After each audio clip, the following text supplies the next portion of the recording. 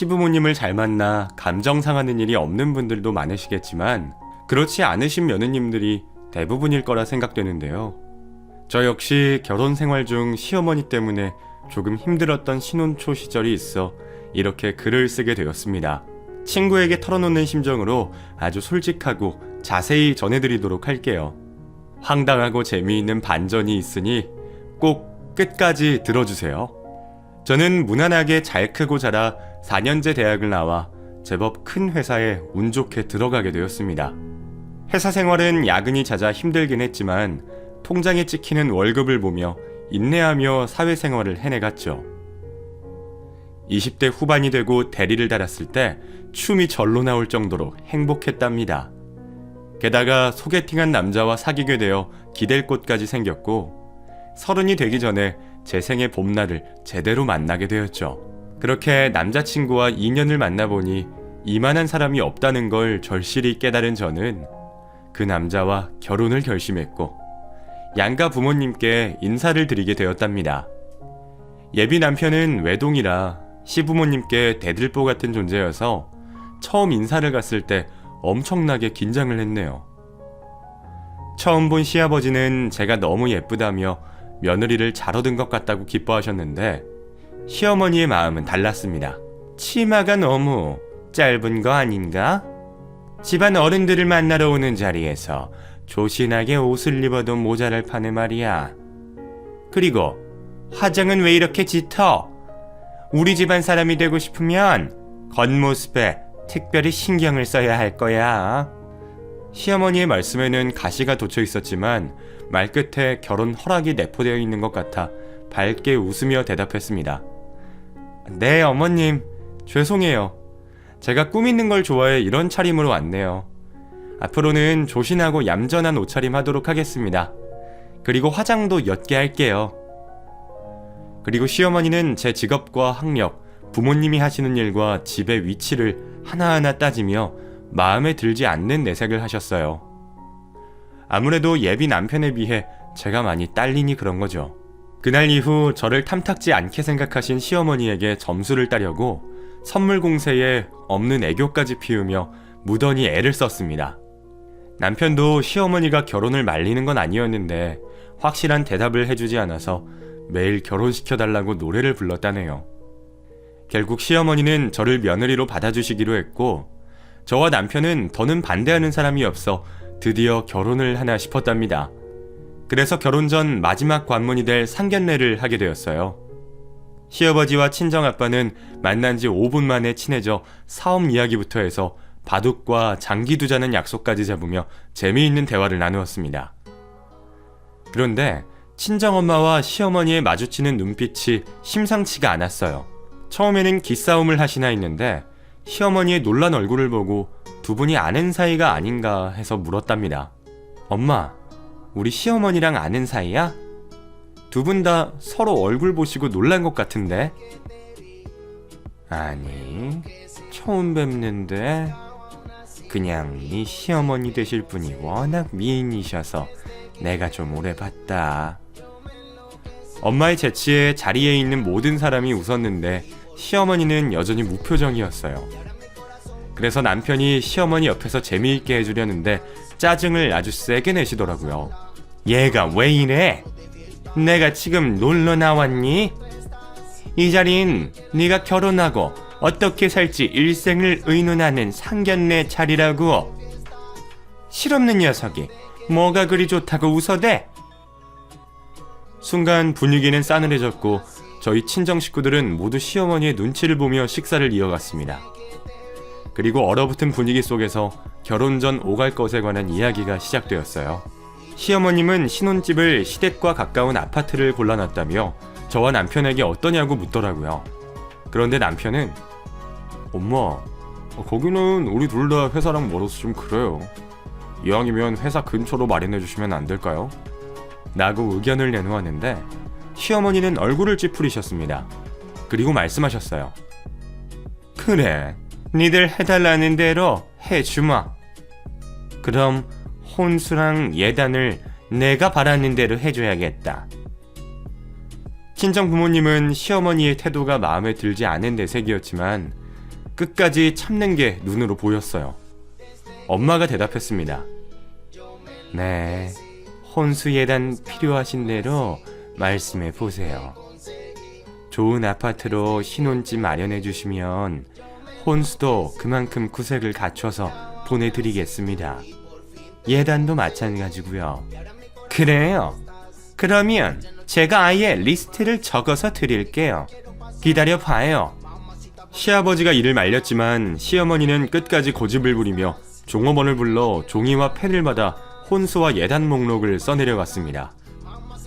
그런데 예단에 시아버지 외제차와 시어머니의 안마의자, 그리고 예물로 금시계와 목걸이 세트를 적으셨습니다. 요즘 세상에 예단을 이렇게 크게 하는 집안도 없었고 시어머니는 남편 가지고 장사라도 하려는 것 같았답니다. 잠시 후 리스트를 본 친정엄마는 깜짝 놀라며 저기 사돈, 혼수는 애들이 쓸 물건이니까 비싼 거를 사도 아깝지 않은데요. 예단은 너무 무리하게 적으셨네요. 옷 한 벌씩 드리면 충분하지 않을까요? 라고 말씀하셨습니다. 그러자 시어머니는 겨우 옷 한 벌이요? 저는 그렇게 못하겠네요. 내 아들이 그쪽 딸보다 훨씬 잘나고 능력이 있는데 이 정도 처사는 해야 되지 않을까요? 우리도 예의상 봉채비를 넉넉히 보내드릴 테니 너무 염려 마세요. 하고 의견을 굽히지 않았습니다. 시어머니와 친정엄마의 보이지 않는 기싸움이 계속되자 친정아빠가 말문을 여셨어요. 사돈, 걱정 마세요. 제가 그 정도 능력은 됩니다. 딸아이 결혼시키는데 그 정도는 충분히 예상했습니다. 여보, 당신도 언짢게 생각하지 마. 우리 좋게 좋게 해결하자고. 친정엄마는 억지로 웃음을 만들고 시어머니께 말씀하셨습니다. 언짢기는요. 다시 생각해보니 제 사위가 훌륭한 사람이라 그 정도는 아깝지 않을 것 같아요. 사위요? 아직 결혼도 안 했는데 사위라니요? 상견례를 한다고 다 결혼하는 건 아니라고 봅니다. 저는 조금 더 지켜보고 천천히 결혼시키는 게 나을 것 같네요. 방금 전 혼수와 예단 리스트를 뽑은 걸 다 해준다고 하니 이번에는 청개구리처럼 결혼시켜도 될지 지켜보겠다는데 정말 말인지 막걸리인지 모르겠더라고요. 친정 부모님도 당황하셨고 시아버지와 남편 역시 황당한 얼굴이었습니다. 거기에 더 앉아있다간 시어머니가 무슨 발언을 할지 몰라 남편이 부랴부랴 시어머니를 모시고 나가는 것으로 자리가 끝이 났네요. 그리고 식당에 남겨진 저와 친정 부모님은 쉽사리 자리에서 일어나지 못했습니다. 아빠는 한숨만 여러 번 쉬었고 엄마는 저에게 지은아, 이 결혼 꼭 해야겠니? 네 시어머니가 어떤 사람인지 보고도 희민이랑 결혼하고 싶어? 라고 물으셨어요. 엄마, 시어머니가 조금 불편하고 이해되진 않지만 그것 때문에 희민 씨랑 결혼을 망설이는 건 싫어. 우리 두 사람 서로 애틋한 거 엄마도 잘 알잖아. 엄마 아빠한텐 미안하지만 조금만 맞춰드리고 기다려주시면 안 될까? 부모님은 저를 안타까운 눈으로 바라보시며 제가 사랑하는 사람과 결혼하는 게 중요하니 당신들의 마음은 신경 쓰지 말라고 일러주시며 제 마음을 헤아려 주셨어요. 며칠 뒤 저는 다시 시댁으로 찾아가 시어머니의 불만이 뭔지 제대로 알아보기로 마음먹었습니다.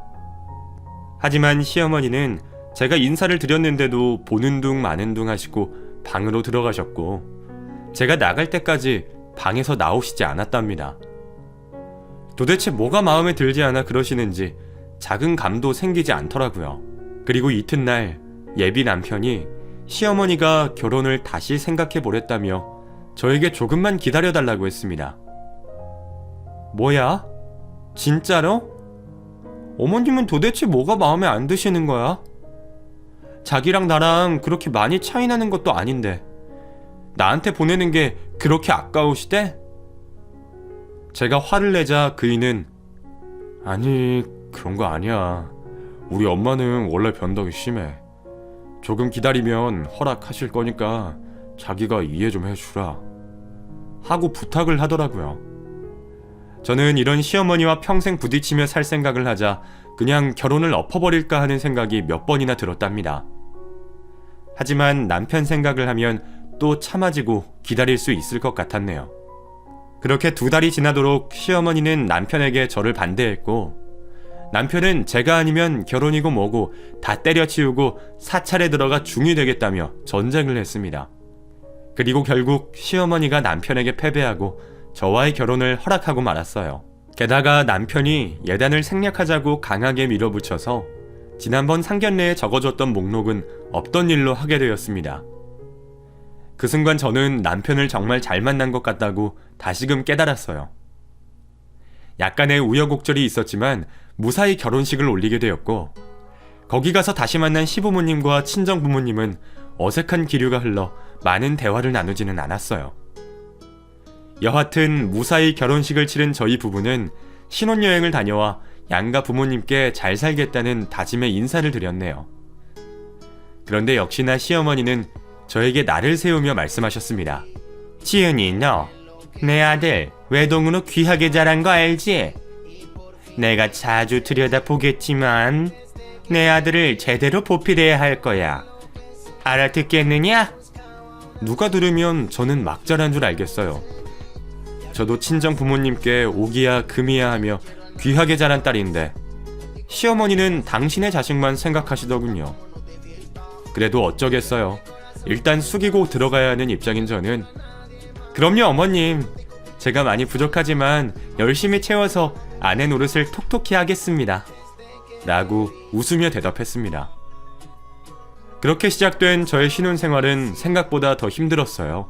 시어머니는 당신이 마련해준 신혼집이라며 현관 비밀번호를 저희 부부보다 먼저 알고 계셔서 불시에 찾아오셨답니다. 비밀번호를 바꾸려고 해도 시어머니가 내가 사준 집이니 비밀번호는 바꾸지 말거라. 그렇다고 내가 신혼을 방해하려는 건 아니니 걱정 말고 가끔 청소나 하러 들를게 하고 말씀하셔서 그대로 두었죠. 하지만 시어머니는 신혼 첫 주부터 저희 집에 말도 없이 오셨어요. 출근 준비를 하려고 씻고 거실에 나왔더니 시어머니가 거실 소파에 앉아 계시더라고요. 아침에 눈 뜨자마자 시어머니를 본 저는 무슨 생각이 들었을지 며느님들은 대충 감이 오시죠.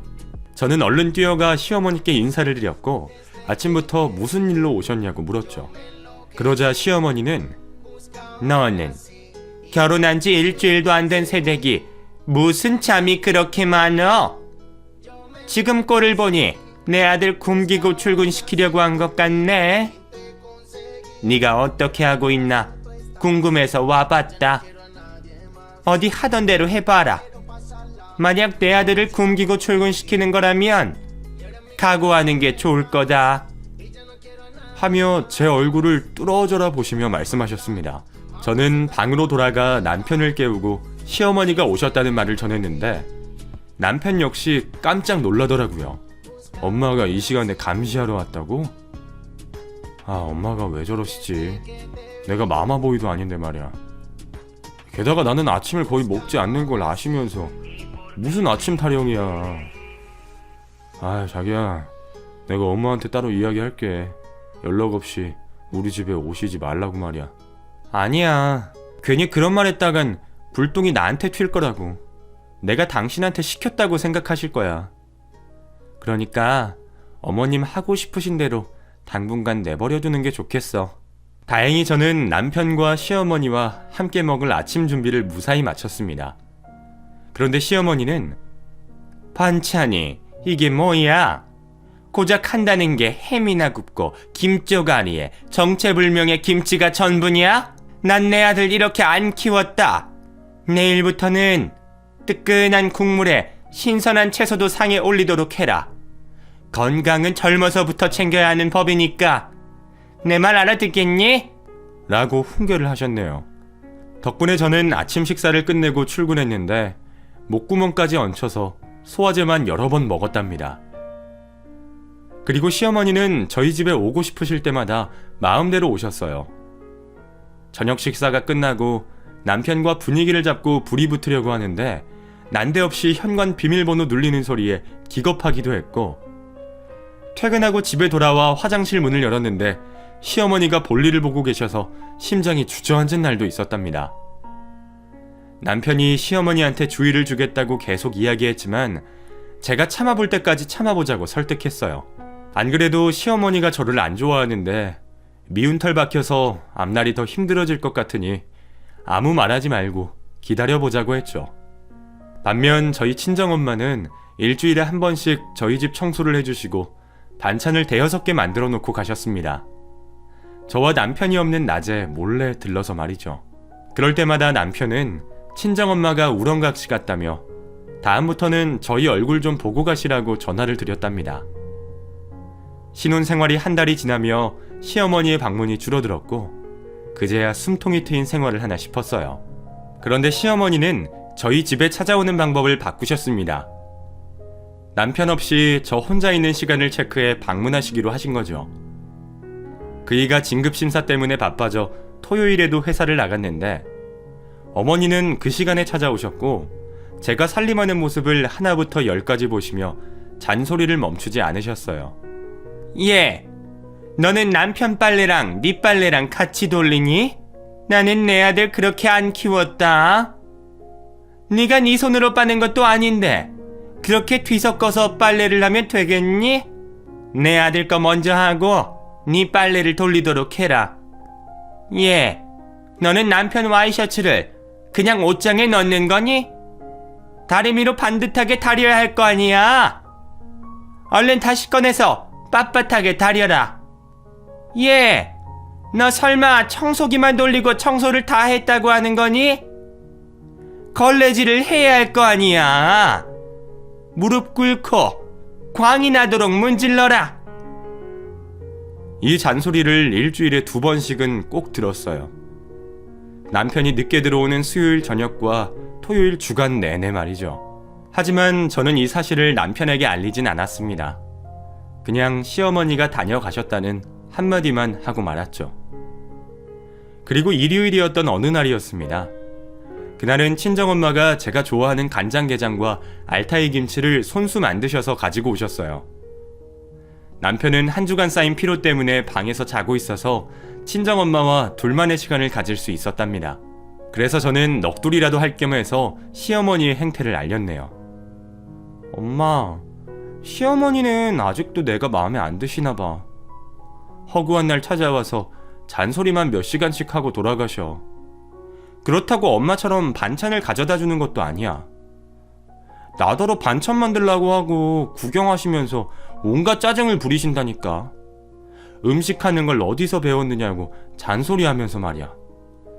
아, 진짜 시어머니 때문에 숨 막혀 죽겠다고. 엄마는 제 말을 모두 듣고 그래도 어떡하겠니.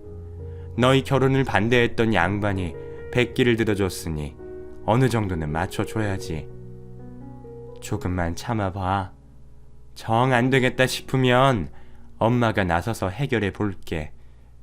라고 말씀하셨습니다. 엄마까지 나선다고? 아니야, 그러지 마, 엄마. 그럼 나만 더 힘들어져. 내가 괜한 말을 했나 보네. 반찬 잘 먹을게. 그래도 친정엄마한테 제 심정을 털어놓으니 마음이 한결 편안했답니다. 그 이후에도 저희 엄마는 저희 부부가 회사에 일하러 간 사이 우렁각시처럼 살림을 도와주시고 돌아가셨고, 시어머니는 제가 집에 있을 때 불시로 나타나 제 심장을 움켜잡았습니다. 저는 시어머니가 그렇게 찾아오는데도 적응이 되지 않더라고요. 시어머니 얼굴만 봐도 공포와 두려움에 휩싸여 죽을 맛이었죠. 신혼 3개월이 지나고 시아버지 생신이 다가왔고 저는 월차를 써서 시댁을 찾아갔습니다. 제 의지로 그런 건 아니고 시어머니가 한 달 전부터 월차를 써서 제대로 된 생일상을 차리라고 귀에 딱지가 않도록 잔소리를 하셨거든요. 여하튼 시아버지는 시어머니와는 다르게 친절하신 분이어서 잘 챙겨드리고 싶어 유튜브를 보며 여러 가지 음식을 만들었습니다. 그동안 시어머니는 방에 누워 계시다가 음식 간볼 타이밍을 기가 막히게 맞춰 나오셔서 짜다. 이것 맛이 왜 이러니? 넌 대체 친정에서 뭘 배운 거야? 이걸 내 시아버지 생일상에 올리려고.